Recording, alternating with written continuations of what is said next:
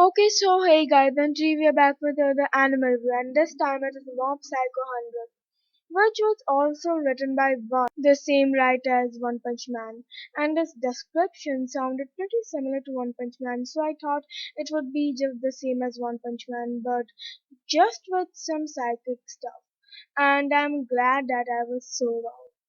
This is definitely better than One Punch Man, and also while sounding similar to it, it is not similar to it.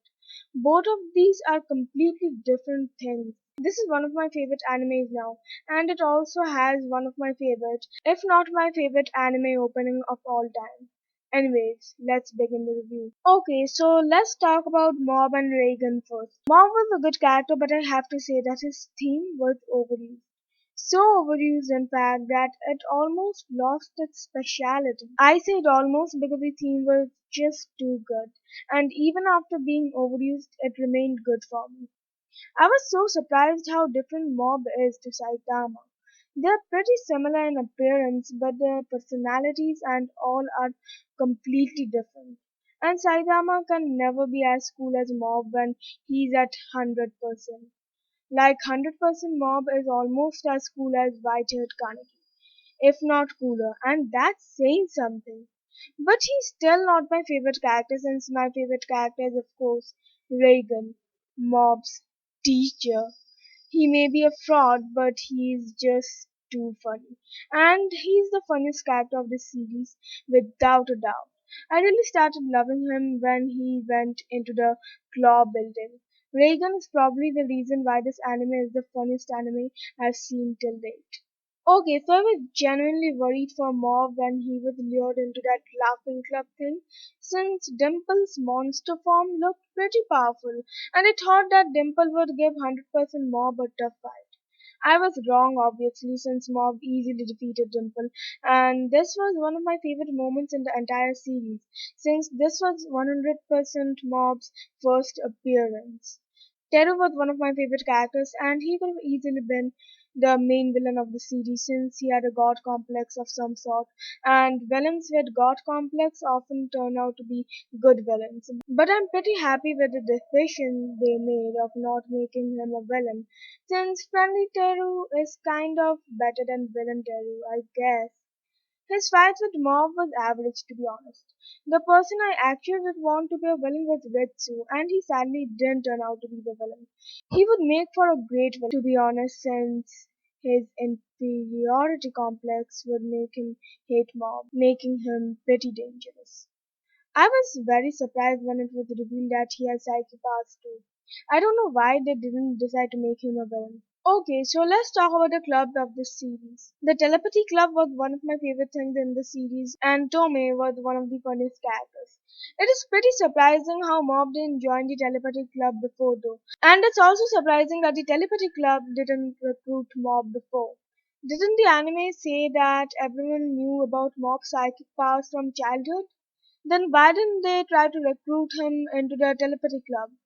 Anyways, I was pretty surprised when Mob chose the Body Improvement Club over the Telepathy Club. But if you think about it, it's kind of a wise decision. He was good at psychic stuff anyway, so it would be useless joining the Telepathy Club. So yeah, I kind of get why he chose the Body Improvement Club over the Telepathy Club. I can't wait for him to become stronger than Saitama after he remains in the Body Improvement Club for 3 years. So the beginning of the claw arc is average, but the ending of this arc was just so good.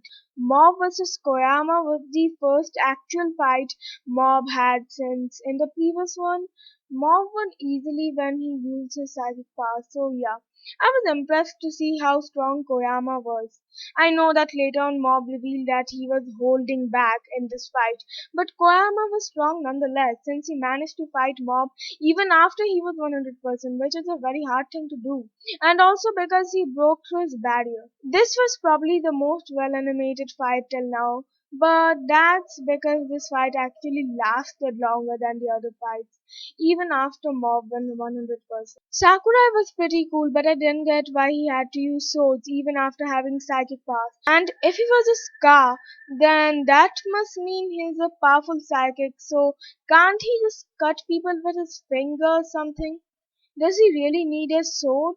Anyways, Matsuo was a pretty interesting character, and interesting character concepts like this is what makes this series about psychics so interesting. I love that reference to Ghostbusters at the end, when he yelled that his final pet was Marshmallow. Tsuchiya got less screen time and wasn't all that unique. And if Mokai can control wooden dolls, why not control more objects like iron dolls? Iron is better and stronger than wood. Or even better, glass dolls. If someone tried to defeat a glass doll, they would be injured from the pieces of glass too. Muto was the one I hated the most, just because he was just too cruel. That cloning guy was pretty good, I guess, and the leader of this division, Ishiguro, seemed so threatening, and I thought that he would actually give them a tough fight, but he was defeated so easily.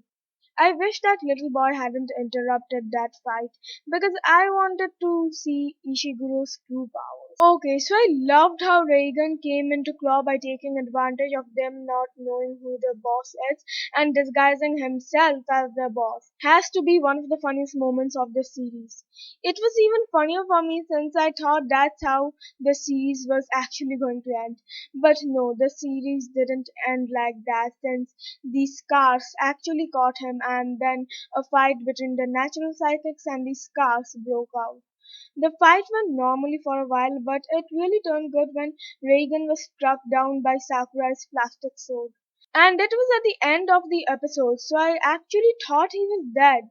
This was definitely the most emotional moment of the series. But this emotional moment suddenly turned into a funny one when it was revealed that he survived because Mob's power was temporarily transferred to him, because when he stopped Mob from using his powers, he touched him so that tremendous amount of power got transferred to him, and then he easily defeated the rest of them and even managed to change some of their opinions on society. And at the end, the little boy defeats Ishiguro, and it is later revealed that that little boy is actually the son of Claw's boss.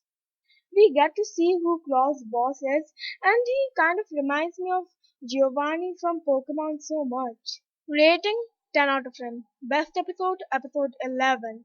So, yeah, guys, that was it for the video. And don't forget to like, comment, share, and of course, subscribe. And so, yeah, guys, bye.